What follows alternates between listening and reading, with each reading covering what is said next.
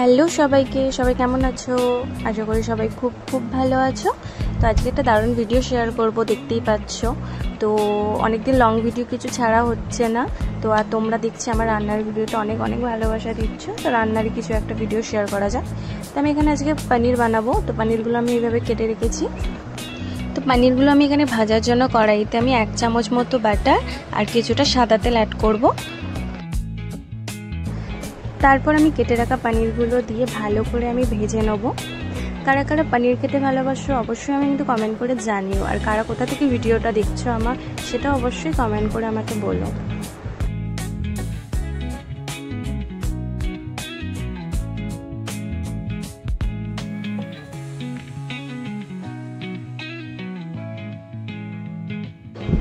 সব পনির আমার ভাজা হয়ে গেছে। এবার আমি একটা পাত্রে তুলে নেব সবগুলোকে।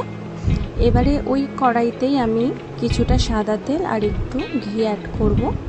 তারপর আমি এখানে দিয়ে দেবো গোটা গরম মশলা, এলাচ আর জয়িত্রী। এবারে আমি দিয়ে দেবো কুচনো পেঁয়াজগুলো আমি আগে কুচিয়ে রেখেছিলাম, তো সেটাই দিয়ে দিলাম। তো এটা আমি ভালো করে একটু ভাজা ভাজা করে নেবো।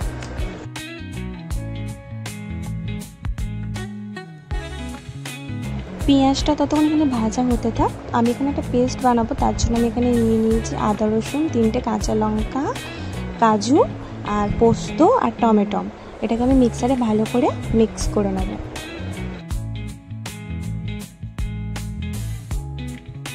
পেঁয়াজটাও এখানে ভাজা হয়ে গেছে। আমি একদম লাল করে ভাজিনি, একদম হালকাভাবে ভেজেছি। তো আমি যেটা পেস্ট করে রেখেছিলাম সেটাও আমি দিয়ে দেবো। তো ভালো করে আমি এবার মশলাটাকে কষিয়ে নেবো যাতে কাঁচা গন্ধটা না ছাড়ে।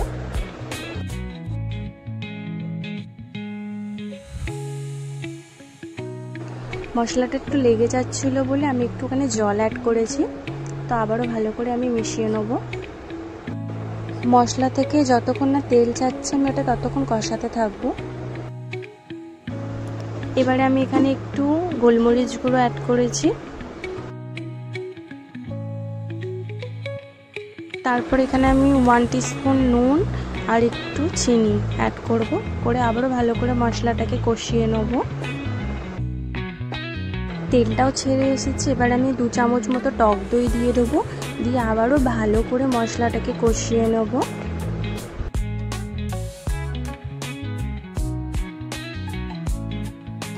মশলাটা ভালো করে কষানো হয়ে গেলে এবারে আমি ভেজে রাখা পনিরগুলো দিয়ে আবারও ভালো করে উল্টে পাল্টে নেব।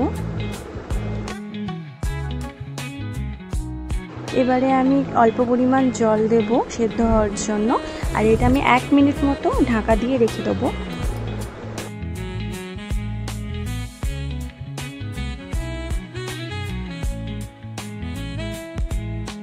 এক মিনিট হয়ে গেছে। এখানে আমার পনিরও রেডি হয়ে গেছে। আমি একদম জুস করিনি, একটু মাখা মাখা করেছি।